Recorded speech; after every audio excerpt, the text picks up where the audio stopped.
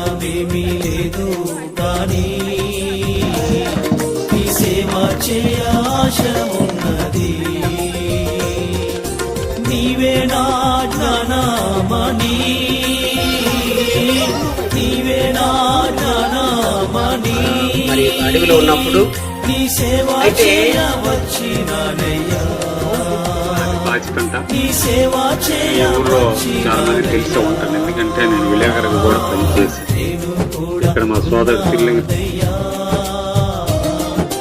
నన్ను వాడుకో యేసయ్యా,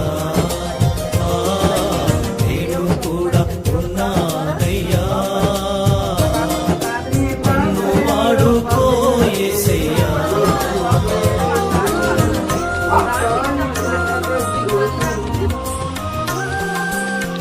ఇప్పుడు గ్రామ ప్రజలు